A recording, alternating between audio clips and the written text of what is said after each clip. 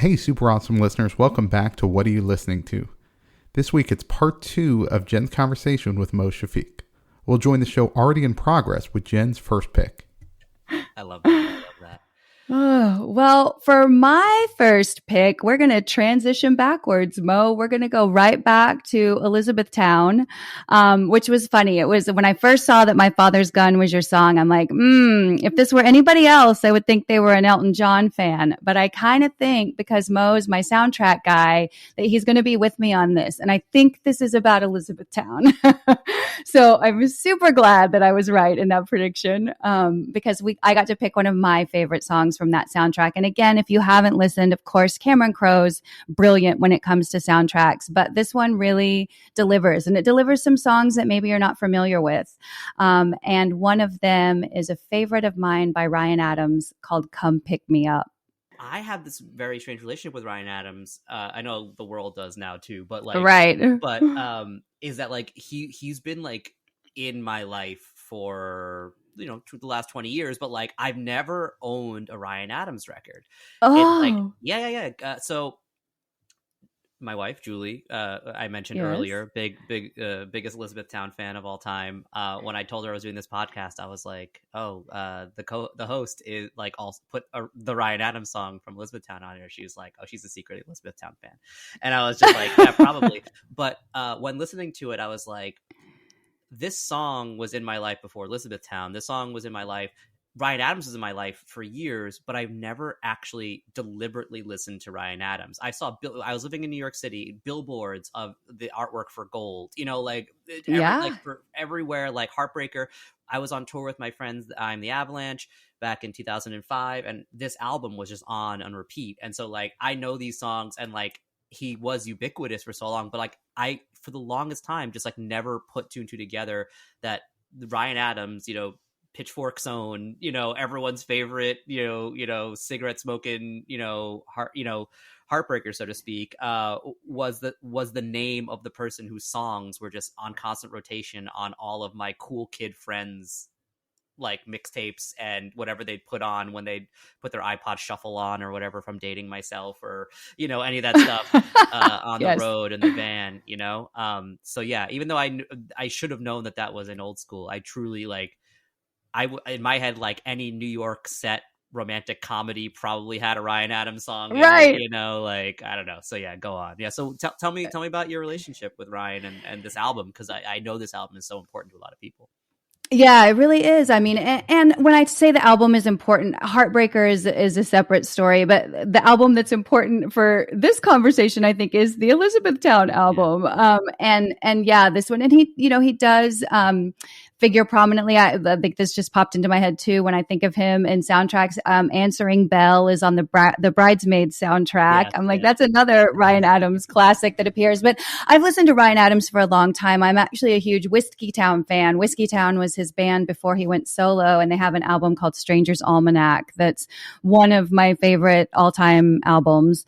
And yes, the world does have a strange relationship with Ryan Adams right now. But again, I think that we've talked about this before. Like, you have to talk about these things. You can't just sweep them under the rug, or else you sort of freeze things in time. So I think that I love this song, one, because of the scene in the movie that it appears in. The scene in Elizabethtown is this magical, magical scene where Orlando Bloom and Kirsten Dunst are first getting to know each other, and they have this amazing all-night phone conversation that they then decide they're about 45 minutes away from one another, and they decide they've been talking all night. They're only 45 minutes away from one another. Why don't they just meet halfway and watch the sunrise? And I mean, if you've been lucky enough to have that kind of an experience in your life, you just can't capture it any other way than the perfect song, right? Like that memory of what it feels like whenever you're so excited and confused, and like the doubt of, is this person too good to be true? Like, who doesn't love that part of a new relationship? And that's what this song means to me. That's what this song says, the longing, the harmonica, the beautiful female backing vocals. It just so captures the magic of the get to know you days of a relationship, you know, when you're just desperate for that lasting connection. And the song just has everything that conveys that to me, like everything all in one song. I know that scene is really incredible as well too. Another scene that I didn't appreciate until upon second and third watching, like the true very faithful sort of non sequitur version of what it would be like to peer into a several hours long conversation in fits and starts. Like you just drop in on like the end sentence of like another thought, and then it doesn't, the next corresponding shot of the person responding isn't them answering that question, but rather their own sort of fragmented thought that is part of loosely tangentially connected. Do you ever feel like you've been asleep your whole entire life? Just like things like that. Him looking at a photo of his father and then seeing his mom and just being like, they met in an elevator. Things like that where just sort of like, I don't know, just especially given that tangentially those two just sort of met on a plane, right? Like it's sort of, they connect in like weird alien ways that like, you never realize how significant, important moments are. But this is one of those scenes where like both those characters know what, like deliberately they actually know they're fully engaged with one another. And I love the scene. I love the choice of song, and the song is incredible. It really is. It's such a good song. Yeah. It's such a good song. And yeah, I think again, it's all the more reason to go back and revisit Elizabethtown. If you haven't seen it since it originally came out in 2005, definitely go back and revisit. And I did have a question for you, but you've answered it for us. I was like, so since we've covered Elizabethtown, does this mean that I can expect a repress of the Elizabethtown soundtrack coming soon? Yes. So, like I said, we're working on Jerry right now, which, maybe you should revisit Jerry because that's a 5-star masterpiece. But we can't even. Don't even get me started. But then, yes, the plan is to do Elizabethtown. My wife would murder me if we didn't do Elizabethtown.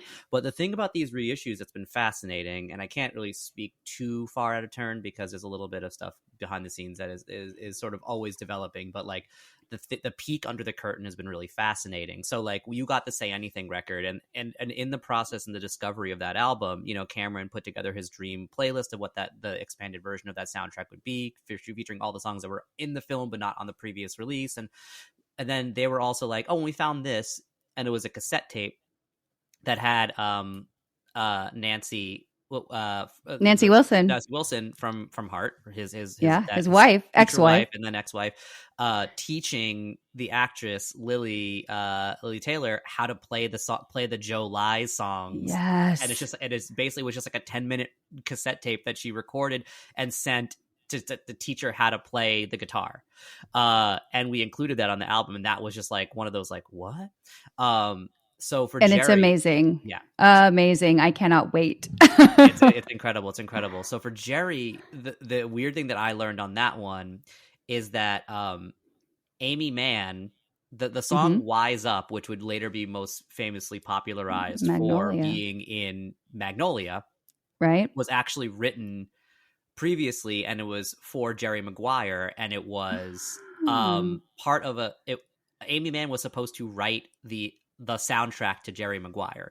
There are demos of songs that she wrote that would be later not end up being included, but including that whole entire song, Wise Up, wouldn't even be included in the film. But there's a song that was written for the film that was called Oh Jerry that would later become the song Susan on Bachelor Number 2. I don't know how familiar you are with Amy Mann, but like things that like I've heard that demo and I've seen that whatever.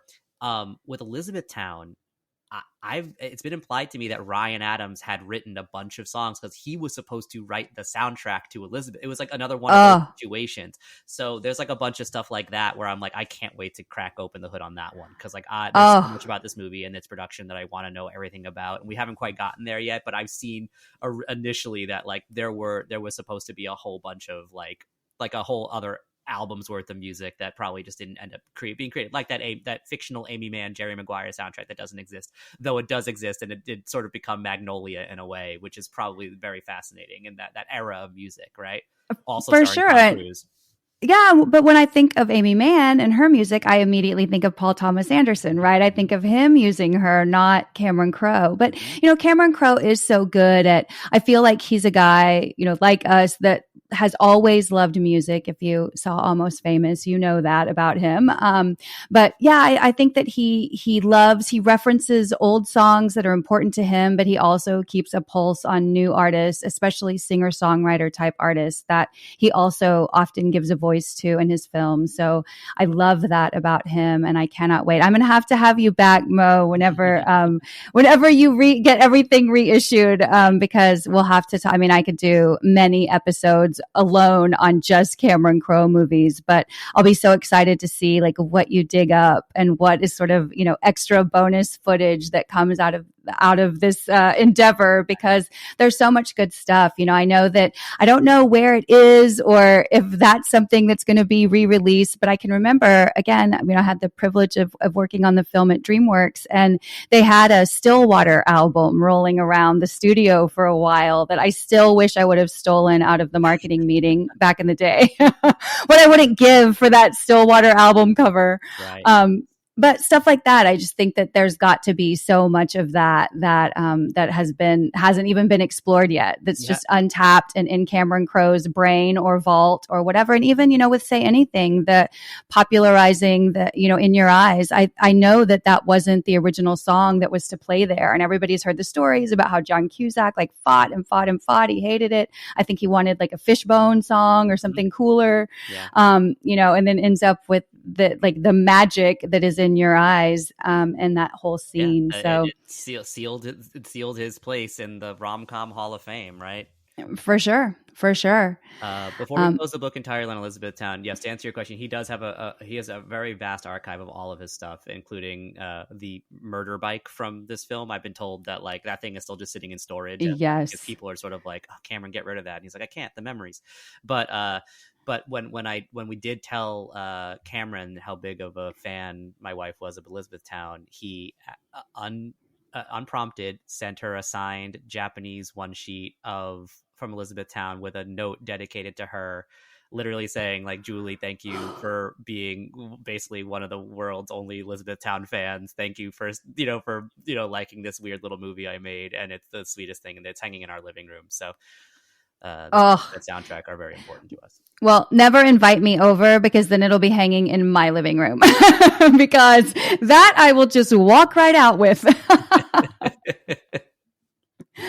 Well, we talk about taking left turns. I guess this isn't so much of a left turn, given that I sort of spoiled it earlier on. But my second pick is a song called Here's Where the Story Ends by the Sundays. So this song, really, like the genuine answer about how this came onto the playlist was originally it was because that sheep literature song just so much evoked and reminded me of the Sundays. And then the second thing is I was like, surely this song was in a movie. Like surely it was in like 500 Days of Summer or High Fidelity or whatever. And I started digging around and I'm like, I don't think it was. There are other... Exact same thought. I was like, right? What movie do I know this from? I definitely know this from a movie, right? And I thought so too. Yeah, it was truly it was the most like Mandela effect thing that's ever happened to me, where I was like, God, yeah, I loved that like I fictionalized a whole entire movie in my brain that I've heard this from, or at least that has been popularized by. But no, it's just a cultural osmosis, but also to speaking about hooks, like it's just one of the most memorable song hooks like of all time. Like when I first put it on, my journey with the song was that I listened to it and I was like, I don't think I know this song, and then immediately got to the chorus and I was like, of course I know this song. Right. Yeah. Yeah, I think it's just, I think that when I was digging around trying to see if it was on a soundtrack somewhere, I did see that they did another one of their big hits was they did a cover version of Wild Horses by the Rolling Stones. And that's been in several things. That was in the movie Fear in 1996. It was in Buffy the Vampire Slayer, the TV show. It was in the TV show Friends from College. So I saw that one popping up around, but I was really shocked that this one hadn't been in a movie that I could discern.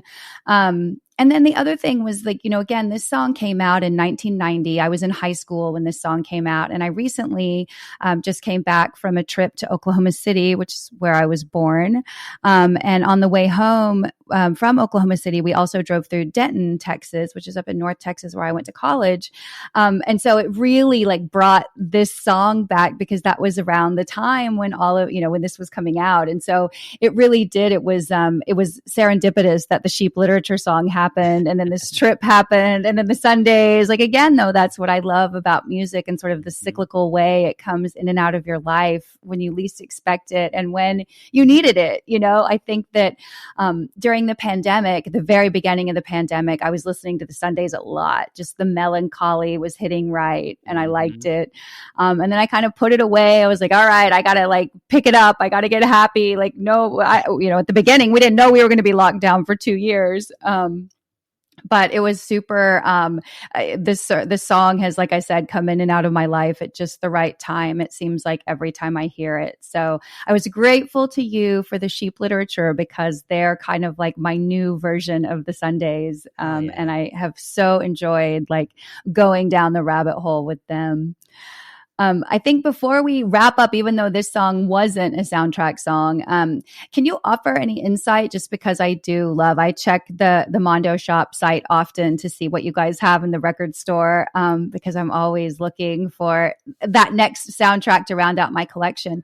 How do you guys pick the soundtracks? Do you just sit around and are like, hey, we could do this, or hey, we could do that? I know that you have, there has to be some mystery around it, but can you share anything about what drives you to choose certain films or TV shows or video games? Yeah, it's a little different these days than it used to be, right? Because we and this sounds like a little bit of tooting our own horn a little bit, but we kind of were on the forefront of putting film music back on vinyl a decade ago, around the time of the vinyl boom. And that's that's like a faint praise award. It's not really a thing that's like worth celebrating, but at the same time, like every meeting we took, we were like, we'd love to put this out or reissue this. And they're like, and on vinyl? And like, yeah.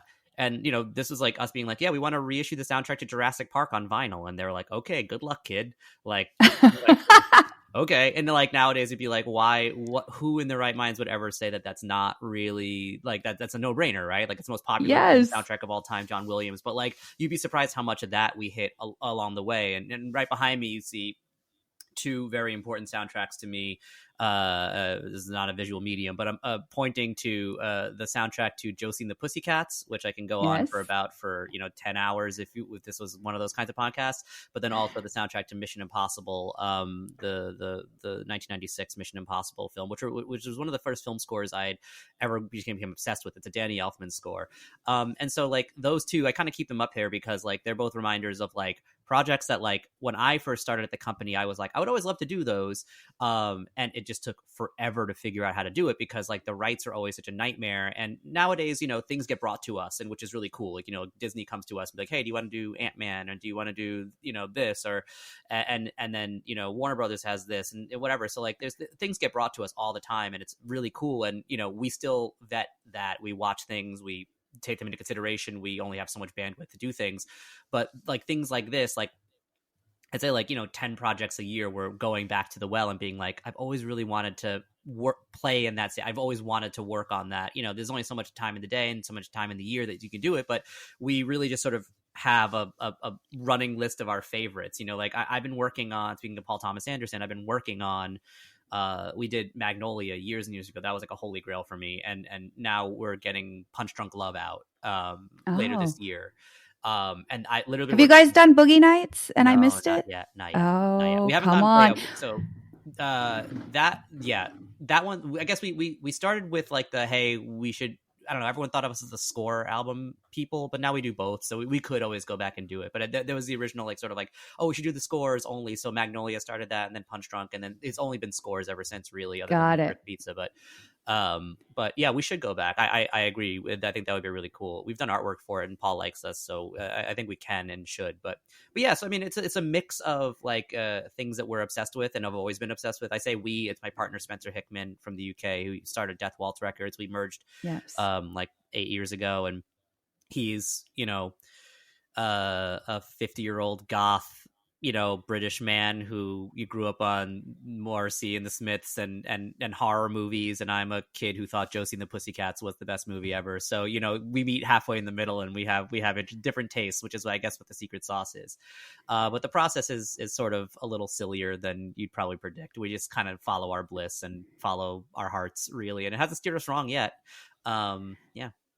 Well, you tell me when the suggestion box opens, because I will flood you all day long with all of the soundtracks that I've been dying to have on vinyl my entire life. Well, that's the one thing that's really worth noting is that as Spotify just becomes the norm, the things that just don't exist are soundtracks. You can find tracks from soundtracks, but a lot of times things that were written for soundtracks and a lot of comps like that, the rights were so tricky that you can't find them. And it's so funny to me because now I go on there, and the fact that the playlist you put together has the Elizabethtown artwork on it.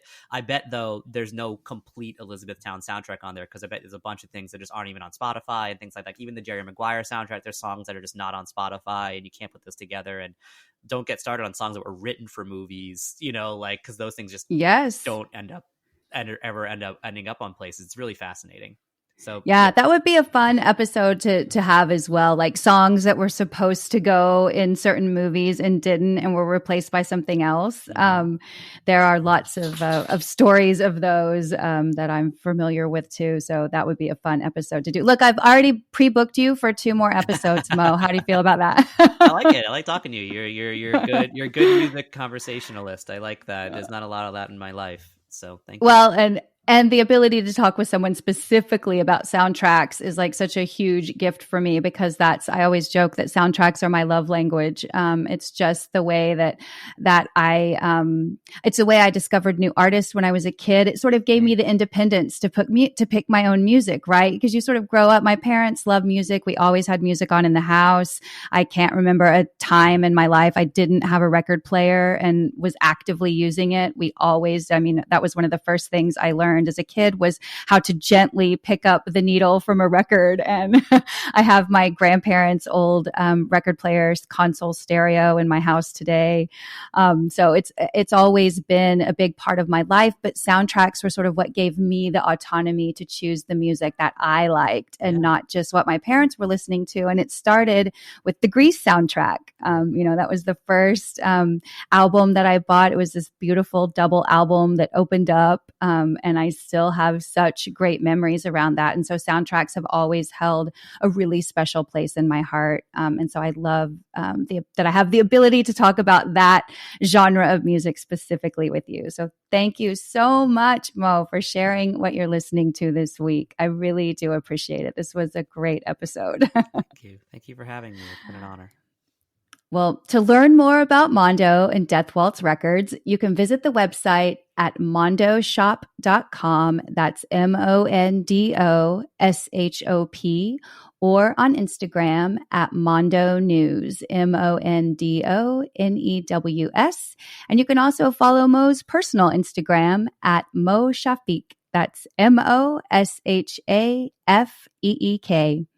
And please be sure to follow, download, and share this show with everyone you know and all the people you'd like to know, because music is a great way to connect. Last but not least, to stay informed on all things Super Awesome Mix and What Are You Listening To, please follow us on Instagram at Super Awesome Mix. Thanks for listening, and please join me again next week to find your new favorite song.